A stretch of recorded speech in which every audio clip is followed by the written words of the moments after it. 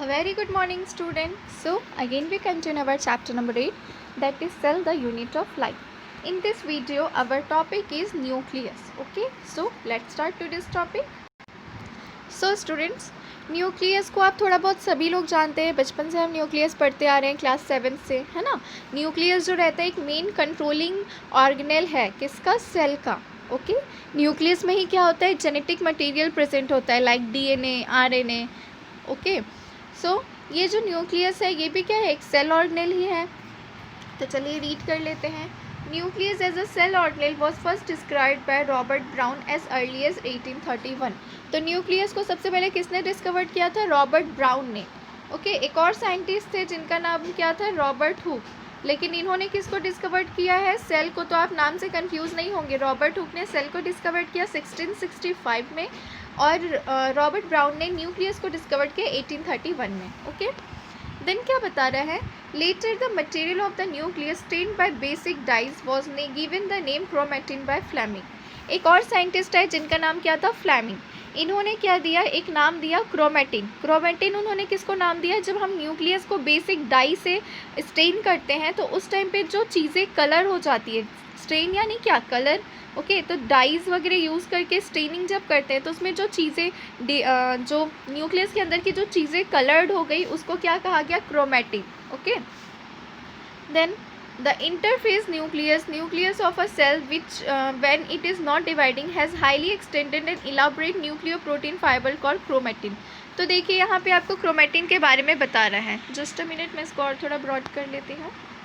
हाँ, तो देखिए यहाँ पे आपको क्रोमेटिन के बारे में बता रही कि क्रोमेटिन क्या है। तो ये इंटरफेस जो कह रहा है, ये इंटरफेस किसको कह रहा है? सेल डिवीज़न आप चैप्टर आगे पढ़ोगे तब आपको ये चीज़ें और अच्छे से समझ में आएगी। बस अभी इतना याद रखो कि जब सेल डिवीज़न होता है उस दौरान एक फेज़ आता है जिसको कहते हैं इंटरफेस।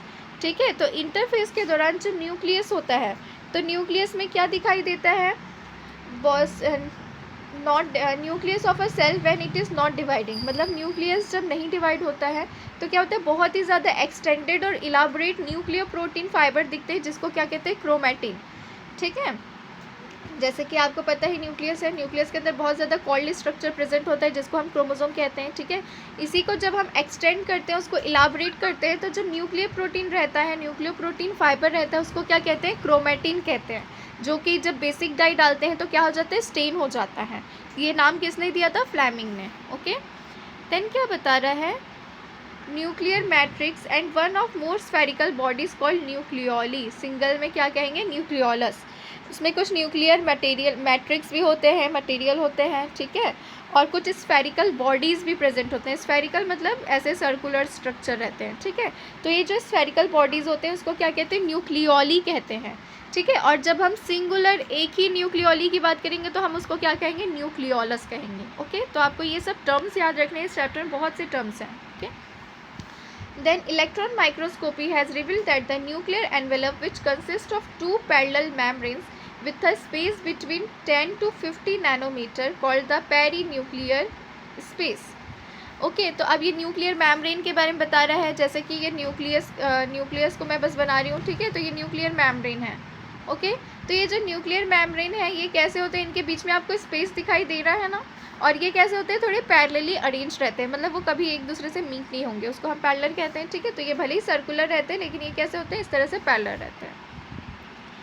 तो वही बता रहा है कि जो उन दोनों के बीच का, जो ये न्यूक्लियस के दोनों membrane, outer membrane, inner membrane के बीच का जो स्पेस होता है वो कितना होता है? वो होता है 10 to 50 नैनोमीटर, और उस स्पेस को हम कहते हैं पेरी न्यूक्लियर स्पेस।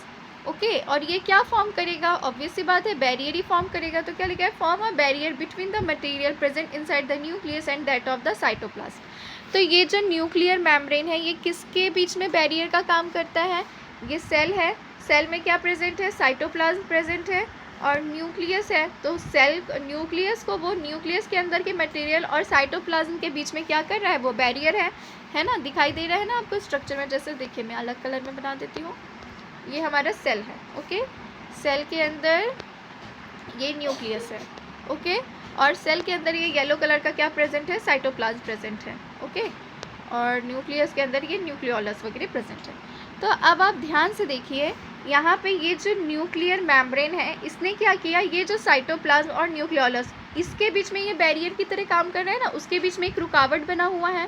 ओके, तो वही चीज़ कह रहा है कि ये जो न्यूक्लियर मेम्ब्रेन होता है ये क्या करता है, बैरियर की तरह काम करता है साइटोप्लाज्म और न्यूक्लियोलस के बीच में, मतलब न्यूक्लियस के अंदर जो मटेरियल प्रेजेंट है उसके बीच में। ओके, देन क्या बता रहा है, the outer membrane usually remains continuous and the endoplasmic reticulum and also be a ribosomes on it। तो जो ये न्यूक्लियस का जो आउटर मेम्ब्रेन होता है, न्यूक्लियर मेम्ब्रेन में दो मेम्ब्रेन होते हैं, एक आउटर और एक इनर। तो जो आउटर मेम्ब्रेन होता है, तो जब हमने सेल का स्ट्रक्चर देखा था, आपने देखा था ना, न्यूक्लियर मेम्ब्रेन जो आउटर मेम्ब्रेन है उसी से किस तरह से, इस तरह से एंडोप्लाज्मिक रेटिकुलम जो है वो निकले हुए थे। ठीक है, तो वही बता रहा है कि जो न्यूक्लियर मेम्ब्रेन है, न्यूक्लियर मेम्ब्रेन का भी जो आउटर मेम्ब्रेन है उससे क्या रिलीज होता है, मतलब उसमें क्या बना होता है, एंडोप्लाज्मिक रेटिकुलम, और उसके अलावा उसमें राइबोसोम्स भी प्रेजेंट होते हैं। ओके, जस्ट अ मिनट, इसको मैं थोड़ा वो कर लेती हूँ।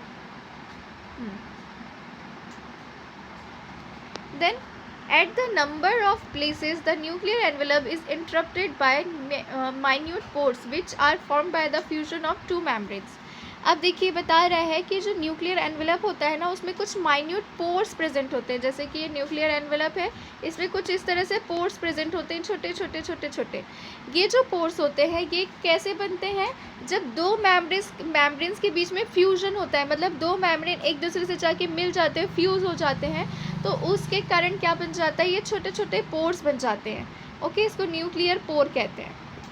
और ये पोर कहाँ बनेंगे, ऑब्वियस सी बात है न्यूक्लियर एनवेलप में, मतलब न्यूक्लियर मेम्ब्रेन में, न्यूक्लियस का जो मेम्ब्रेन है उसमें। The nuclear pores are the passages through which movement of RNA and protein molecules takes place in both direction between the nucleus and the cytoplasm. तो देखो ये पोर भी जो है ये भी हेल्प कर रहे हैं न्यूक्लियस को, किस में हेल्प कर रहे हैं, ये जो न्यूक्लियर पोर हैं ये पैसेज जैसा फॉर्म कर रहे हैं, मतलब एक जगह से दूसरी जगह जाने में हेल्प कर रहे हैं, किसके मूवमेंट के लिए, आरएनए और प्रोटीन के मूवमेंट, मॉलिक्यूल्स के मूवमेंट के लिए। ओके, प्रोटीन और आरएनए के मूवमेंट के लिए ये क्या कर रहे हैं, हेल्प कर रहे हैं न्यूक्लियस से साइटोप्लाज्म में। ओके ओके, तो ये जो न्यूक्लियर पोर्स है ये किसका मूवमेंट करवा रहे हैं, आरएनए का और प्रोटीन का मूवमेंट करवा रहे हैं, कहाँ पे, न्यूक्लियस से साइटोप्लाज्म में और साइटोप्लाज्म से न्यूक्लियस में। ओके ओके, तो अब क्या बता रहे हैं, normally there is only one nucleus per cell, variation in the number of nuclei are frequently observe. तो बता रहे हैं कि एक सेल में नॉर्मली एक ही न्यूक्लियस प्रेजेंट होता है। ओके, बहुत सारे, जैसे माइटोकॉन्ड्रिया बहुत सारे नंबर में थे, लाइजोसोम, राइबोसोम, सारे सेल ऑर्गेनेल्स हमको बहुत से नंबर में दिखे, लेकिन न्यूक्लियस एक सेल में एक ही होता है, सिंगल न्यूक्लियस, क्योंकि मेन कंट्रोलिंग ऑर्गन है तो इसको बहुत सारा फालतू में प्रेजेंट होकर क्या करेगा। Okay, then some mature cells even lack nucleus, example erythrocytes of many mammals and sieve tube cells of vascular plants। तो देखो बता रहे हैं कुछ जो मैच्योर सेल्स होते हैं, जैसे कि आरबीसी हो गया, इरिथ्रोसाइट किसको कहा जाता है, आरबीसी को, तो याद रखिएगा रेड ब्लड सेल का ही दूसरा नाम इरिथ्रोसाइट भी है। ठीक है, तो जो इरिथ्रोसाइट है मैमल का, उसके अलावा जो सीव ट्यूब सेल्स होते हैं किस में प्रेजेंट होते हैं, ये प्लांट्स में। ओके, प्लांट्स में जो ये सीव ट्यूब सेल होते हैं, और मैमल में जो ये इरिथ्रोसाइट जिसको हम और क्या कहते हैं, आरबीसी कहते हैं, इसमें न्यूक्लियस प्रेजेंट नहीं होता है। ठीक है, तो आपको याद रखना है कि कौन से सेल में न्यूक्लियस प्रेजेंट नहीं होता है। ओके, क्योंकि ये भी एक इंपॉर्टेंट क्वेश्चन है। देखो आरबीसी में न्यूक्लियस इसलिए प्रेजेंट नहीं होता है क्योंकि आरबीसी को बहुत सारा ऑक्सीजन को कैरी करके ले जाना पड़ता है एक जगह से दूसरी जगह में। अगर उसमें न्यूक्लियस प्रेजेंट हो जाएगा तो उसको स्पेस कम मिलेगा, दैट्स वाई उसमें न्यूक्लियस प्रेजेंट ही नहीं होता है। ओके, देन क्या बता रहा है, द न्यूक्लियर मैट्रिक्स और the nucleoplasm contains nucleolus and chromatin. अब ये जो न्यूक्लियर मैट्रिक्स है, मतलब ये जो न्यूक्लियस है इसके अंदर जो मैट्रिक्स प्रेजेंट है उसमें क्या प्रेजेंट होता है, न्यूक्लियोप्लाज्म होता है, मतलब उसको न्यूक्लियोप्लाज्म भी कहते हैं, इसको क्या कहते हैं, न्यूक्लियोप्लाज्म भी कहते हैं। जैसे सेल के अंदर जो लिक्विड प्रेजेंट है उसको साइटोप्लाज्म कह रहे हैं, वैसे न्यूक्लियस के अंदर जो मैट्रिक्स प्रेजेंट है उसको न्यूक्लियोप्लाज्म कह रहे हैं। तो नाम को जोड़ के देखिएगा। ओके, देन इसमें क्या प्रेजेंट होता है, न्यूक्लियोलस प्रेजेंट होता है और क्रोमेटिन प्रेजेंट होता है। ओके, जो न्यूक्लियर मैट्रिक्स है जिसको हम न्यूक्लियोप्लाज्म भी कह रहे हैं, इसमें न्यूक्लियोलस और क्रोमेटिन प्रेजेंट होता है। The nucleoli are spherical structure present in the nucleoplasm.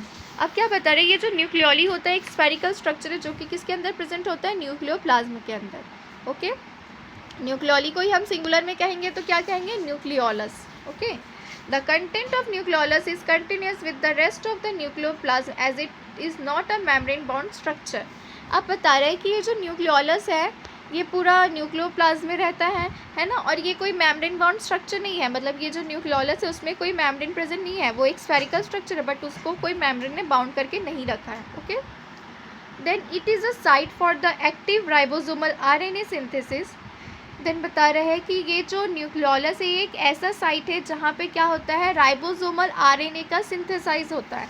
मैंने बताया था आरएनए 3 टाइप के होते हैं, एक होता है आपका आरआरएनए, है ना, एक होता है एमआरएनए और एक होता है आपका टीआरएनए, याद रखिएगा। तो देखिए जो आरआरएनए होता है, ये आर है ना, आरआरएनए जो होता है उसको हम क्या कहते हैं, राइबोसोमल आरएनए। एमआरएनए को हम कहते हैं मैसेंजर आरएनए, जो मैसेज को इधर से उधर करते हैं। टीआरएनए को कहते हैं ट्रांसफ़र आरएनए। ओके, तो अभी यहाँ पे कौन सी बात हो रही है, आरआरएनए की बात हो रही है, आरआरएनए की बात हो रही है, ठीक है, जिसको हम क्या कहते हैं, राइबोसोमल आरएनए कहते हैं। ओके, तो क्या बता रहे हैं कि जो न्यूक्लियोलस होता है वो किसका एक्टिव साइट होता है, राइबोसोमल आरएनए का सिंथेसिस करने के लिए एक एक्टिव साइट होता है। Okay, larger and more numerous nucleoli are present in cells actively carrying out protein synthesis. फिर बता रहे हैं लार्ज और बहुत ज़्यादा नंबर में जो न्यूक्लियोली होते हैं वो सेल में प्रेजेंट होते हैं और वो क्या करवाते हैं, प्रोटीन का सिंथेसिस करवाते हैं। ओके, तो ये आपके न्यूक्लियस के बारे में था, मतलब न्यूक्लियस के बारे में अभी और भी चीज़ें बची हैं लाइक क्रोमोसोम्स वगैरह के बारे में। ओके, तो वो भी हम पढ़ेंगे, पहले आप स्ट्रक्चर देख लीजिए जो भी हमने अभी पढ़ा।